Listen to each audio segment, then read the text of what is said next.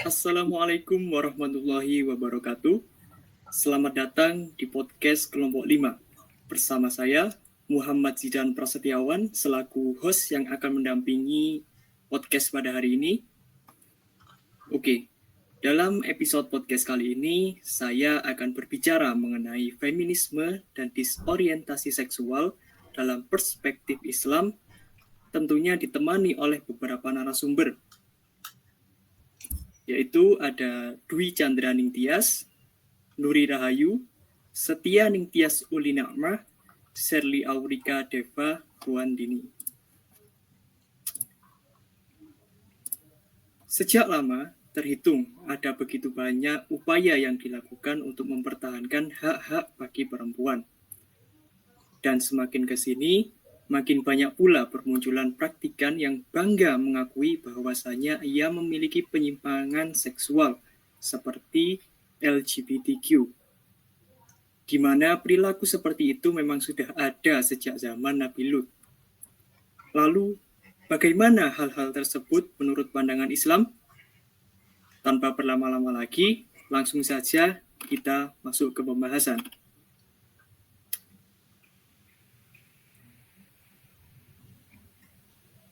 Pertanyaan pertama yang ingin saya tanyakan adalah bagaimana sih pandangan Islam tentang feminisme ini? Untuk Nuri Rahayu mungkin bisa menjelaskan. Oke, baik.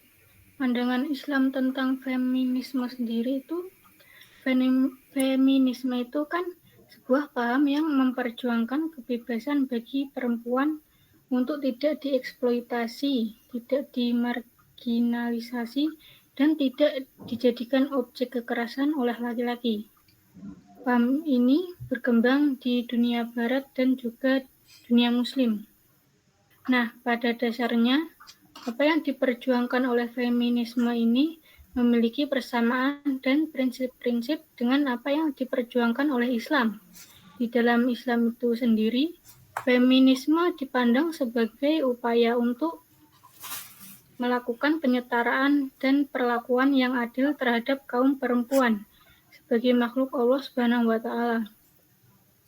Sebagai cendekiawan muslim dan ulama berpendapat bahwa feminisme tidak menjadi masalah bagi Islam. Pasalnya, prinsip yang diperjuangkan oleh feminisme memiliki titik temu dengan teologi Islam, terutama teologi yang ingin menciptakan terutama teologi yang menciptakan kehidupan yang adil dan setara antara laki-laki dan perempuan. Sudah barang tentu ada aspek-aspek di mana feminisme ini menjadi persoalan dan masalah bagi teologi Islam. Masalah ini terjadi apabila feminisme berkehendak untuk melakukan supremasi dan eksploitasi terhadap lawan jenis kelamin, yang dalam hal ini adalah kaum laki-laki. Feminisme seperti demikian tidak sejalan dengan cara pandang Islam. Pasalnya, cara pandang Islam menginginkan antara laki-laki dan perempuan berinteraksi secara adil, setara, dan manusiawi. Seperti itu. Oke. Lantas, apa sih yang menjadi latar belakang munculnya feminisme ini? Untuk Nuri Rahayu bisa melanjutkan penjelasannya. Yang menjadi latar belakang munculnya feminisme ini adalah karena ketidakpuasan segelintir kaum perempuan di tengah masyarakat terhadap tatanan sosial yang patriarki, yakni menempatkan kaum laki-laki sebagai makhluk superior.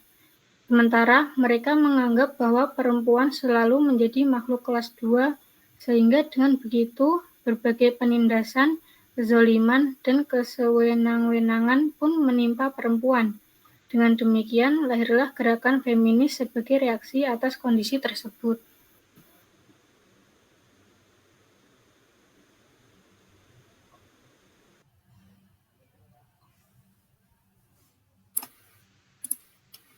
Oke, jadi intinya yang melatar belakangi munculnya feminisme adalah karena ketidakpuasan segelintir kaum perempuan gitu ya.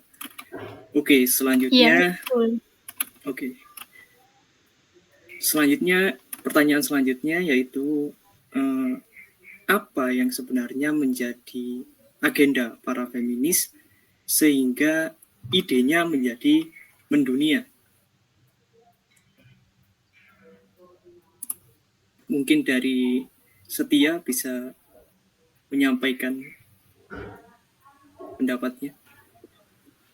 Baik, agenda besar gerakan feminisme sebetulnya adalah menciptakan transformasi sistem sosial yang akan menghapus ketimpangan posisi di tengah masyarakat berdasarkan gender. Para feminis menginginkan perempuan memiliki hak yang sama dan lelaki dalam segala bidang kehidupan, termasuk dalam pekerjaan politik, bahkan rumah tangga. Dengan kata lain, aktivis feminisme berupaya menjadikan perempuan mampu mengangkat dirinya sendiri sehingga lebih berharga. Mereka ingin mendobrak sistem patriarki yang selama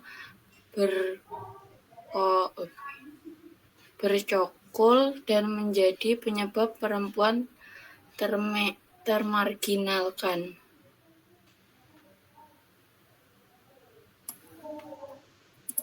Oke, lalu apabila agenda besar dan tujuannya adalah demikian seperti yang telah Anda sampaikan, lantas bagaimana dengan feminis muslim?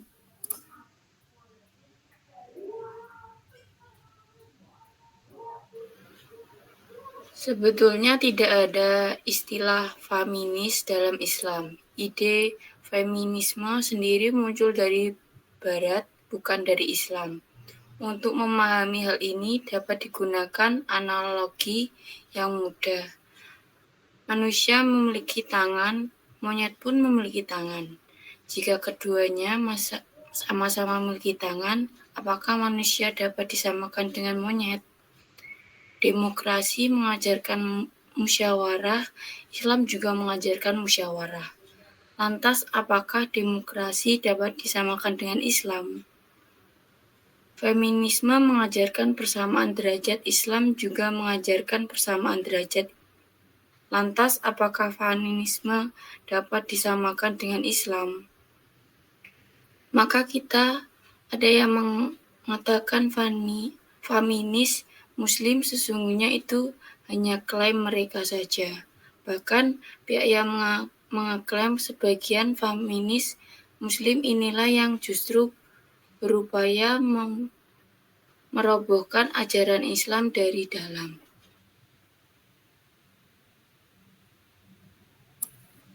Oke. Untuk pertanyaan selanjutnya, yaitu bagaimana latar belakang adanya pembagian jenis feminisme di masyarakat, seperti feminisme liberal, feminisme sosialis, feminisme radikal, bahkan sampai feminisme Islam.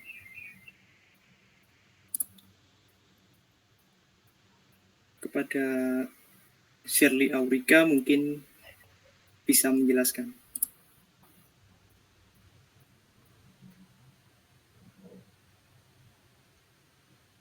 Baik, banyaknya aliran-aliran feminis itu justru menunjukkan kepada kita bahwasannya feminisme sendiri tidak pernah menemukan konsep yang baku. Di dalam tubuh feminisme sendiri muncul beragam pertentangan mengenai arah perjuangan dan ide yang ideal. Sebagai contoh, feminisme liberal yang pertama kali berdiri di bawah organisasi National Organization for Women yang diketahui oleh Betty Friedan bertujuan untuk menghapuskan diskriminasi perempuan di bidang pekerjaan dan melegalkan aborsi dengan cara memberikan hak yang sama antar laki-laki dan perempuan. Sementara aliran feminis radikal memandang bahwa meskipun reformasi sistem melalui jalur hukum oleh kaum feminis liberal diperjuangkan, tetap saja perempuan itu masih tertindas.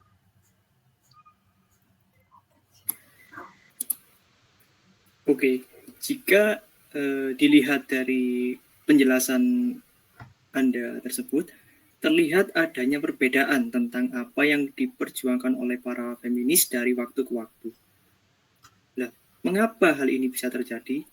Dan bagaimana pandangan Islam terkait hal tersebut?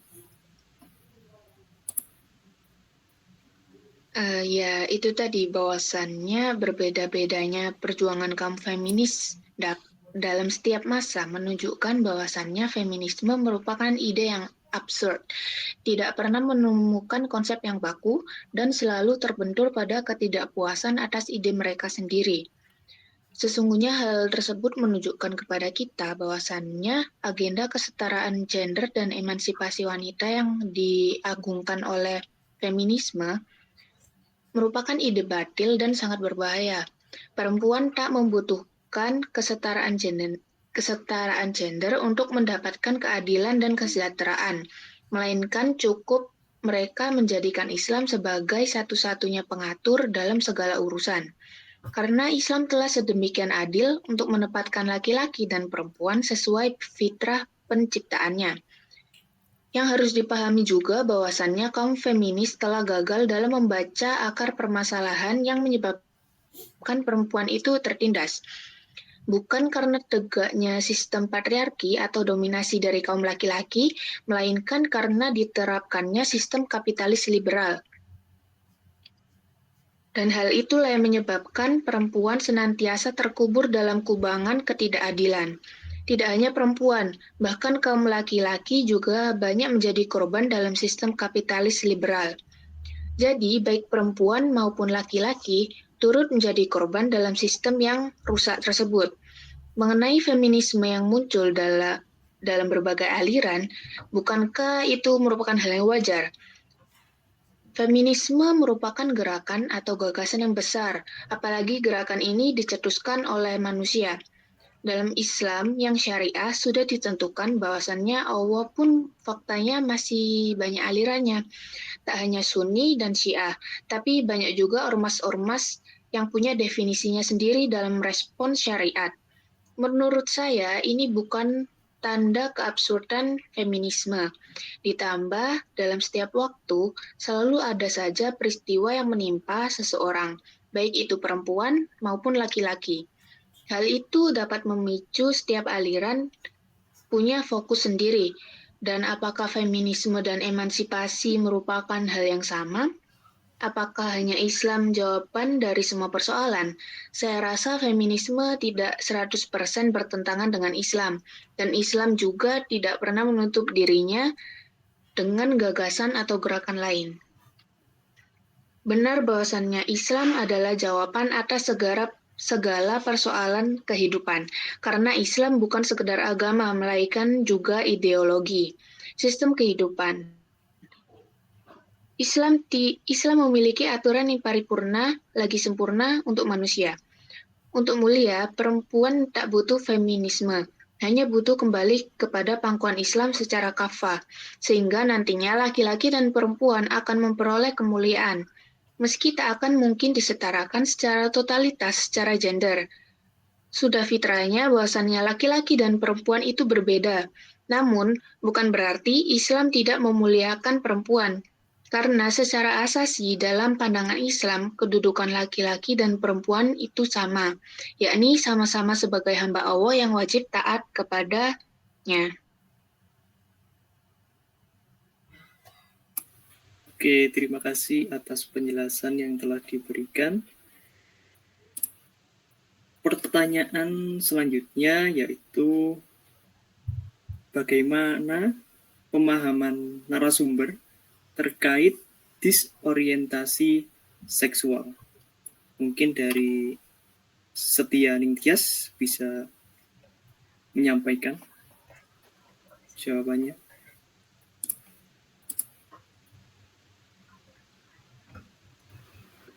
Baik, disorientasi seksual adalah aktivitas seksual yang ditempuh seseorang untuk mendapatkan kenikmatan seksual dengan tidak sewajarnya. Biasanya cara yang dilakukan oleh orang tersebut adalah menggunakan objek seks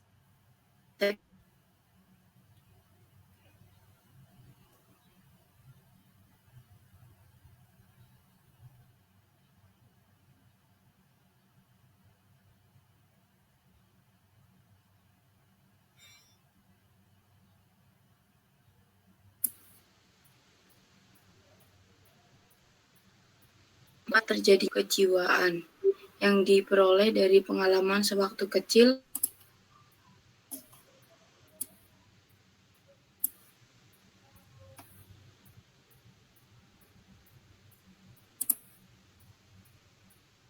Mohon maaf untuk Setia, tadi suaranya agak sedikit putus-putus ya. Jadi saya ingin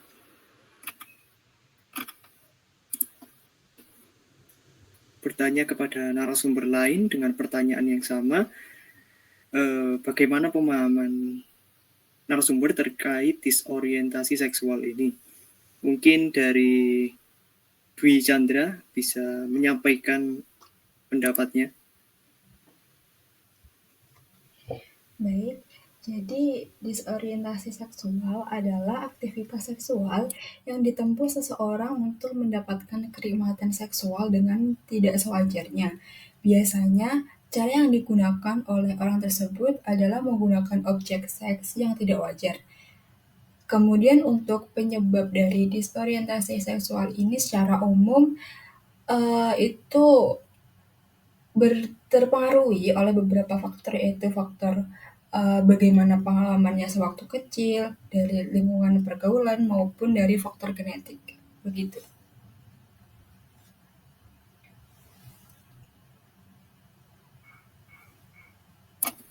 Oke, lalu bagaimana disorientasi seksual dalam perspektif Islam dan apa saja sih bentuk-bentuknya?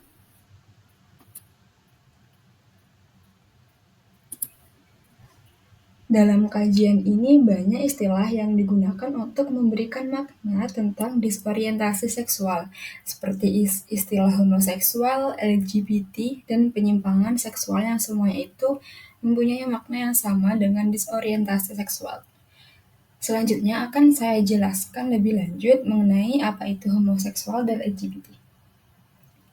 Homoseksual merupakan perilaku seksual yang menyimpang dan merupakan dosa besar. Sesuai dengan firman Allah dalam Al-Quran, Allah berfirman, dan kami juga telah mengutus Lut kepada kaumnya. Ingatlah tatkala dia berkata kepada mereka, mengapa kamu mengerjakan perbuatan fahsyah itu yang belum pernah dikerjakan oleh seorang pun di dunia ini? Sesungguhnya kamu mendatangi lelaki untuk melepaskan nafsumu kepada mereka, bukan kepada wanita. Quran Surah Al-A'raf ayat 80-81. Kemudian juga Rasulullah SAW pernah bersabda, siapa saja yang menemukan pria pelaku homoseks, maka bunuhlah pelaku tersebut. Hadis riwayat Abu Dawud, Tirmizi, An-Nasai, Ibnu Majah, Al-Hakim, Al-Baihaqi. Dari Al-Quran tersebut dan sunnah Rasul, kita telah mengetahui bahwa praktik homoseks merupakan satu dosa besar yang sangat berat sanksinya di dunia. Apalagi tidak dikenakan dunia itu, maka sanksi tersebut akan diberlakukan di akhirat. Sedangkan hukuman bagi pelaku lesbi menurut kesepakatan ulama adalah ta'zir, di mana pemerintah yang memiliki wewenang untuk menentukan hukuman yang paling tepat sehingga bisa memberikan efek jera bagi pelaku perbuatan haram tersebut. Kemudian untuk LGBT sendiri dalam pandangan Islam sesuai dengan tuntunan Allah dan Rasulullah dalam Al-Quran dan Sunnah, LGBT merupakan perbuatan hina dan pelanggaran berat yang merusak harkat manusia sebagai makhluk ciptaan Allah yang paling mulia. Pada masa Lut, kaum homoseks langsung mendapat siksa di balik buminya dan dihujani batu panas dari langit. Selain zina dan pemerkosaan, pelanggaran seksual menurut Islam termasuk LGBT dan menjimat binatang. Sanksi yang pelaku pelanggaran seksual tersebut adalah hukuman mati. Di dalam Al-Quran, Allah Ta'ala mengabadikan bagaimana dahsyatnya laknat dan azab langsung dari Allah Subhanahu wa Ta'ala kepada pelaku homoseksual ini pada zaman Nabiullah Lut alaihi salam. Pelanggaran seksual berupa homoseks umat Nabi Lut bisa dilihat dalam Al-Quran Surah An-Naml ayat 54-55, Asy-Syu'ara ayat 165-166, dan Hud ayat 77 sampai ayat 82.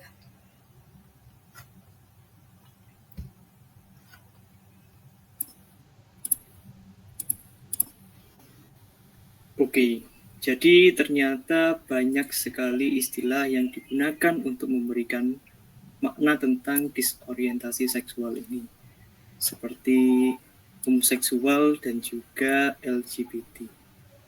Oke, pertanyaan selanjutnya, seperti yang telah dijelaskan sebelumnya, bahwa disorientasi seksual dapat dikatakan juga sebagai homoseksual dan LGBT. Nah, kira-kira apa sih yang menjadi penyebab perbuatan menyimpang agama tersebut dilakukan oleh sebagian orang? Mungkin dari narasumber Shirley bisa menjelaskan.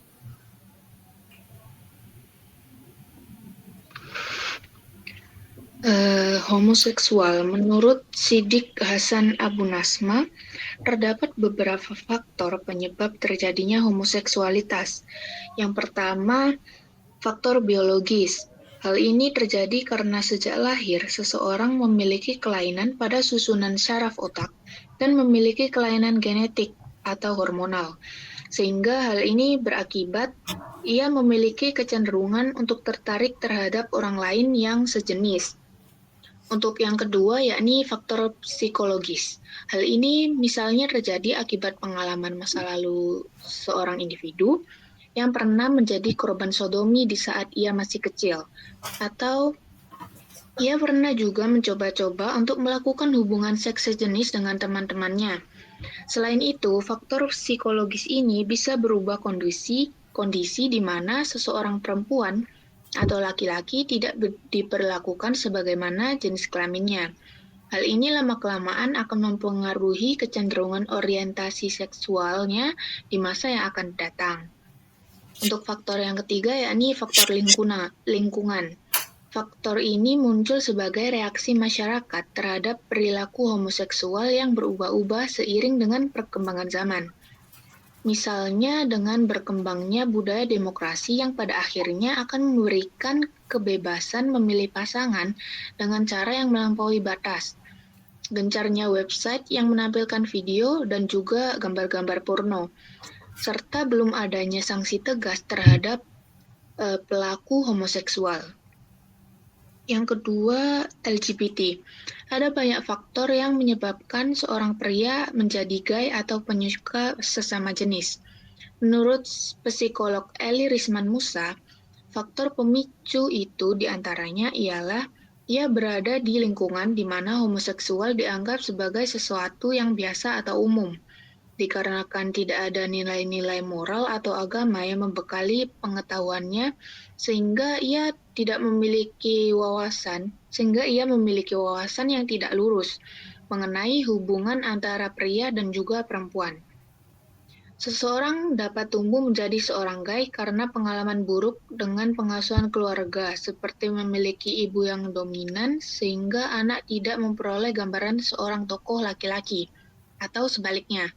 Faktor lain yang mungkin membuat seseorang keluar dari fitrahnya adalah pengalaman seks dini, yang disebabkan karena menyaksikan gambar porno dari televisi, DVD, internet, komik, ataupun media lain di sekitarnya.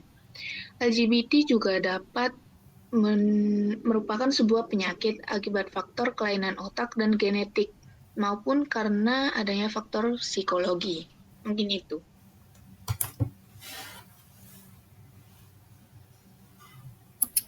Oke,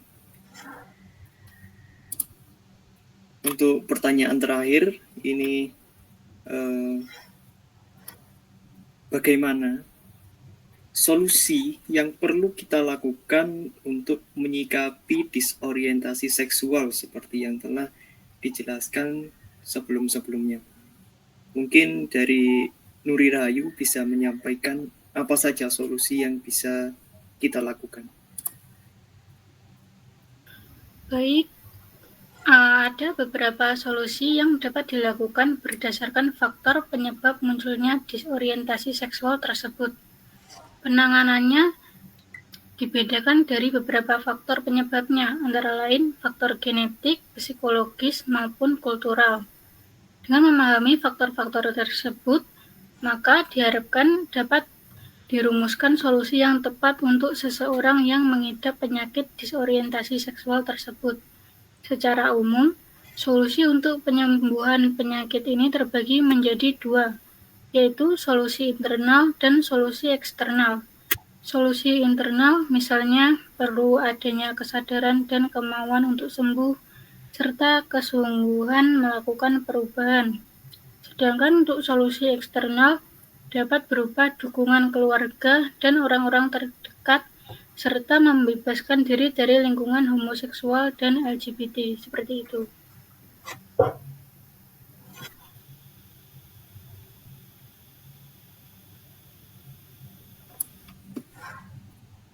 Oke, terima kasih kepada para narasumber yang telah menyampaikan penjelasan dan pandangan tentang feminisme dan disorientasi seksual dalam perspektif Islam. Sekian podcast dari kelompok 5. Kurang lebihnya mohon maaf apabila ada salah kata. Sekian, wassalamualaikum warahmatullahi wabarakatuh.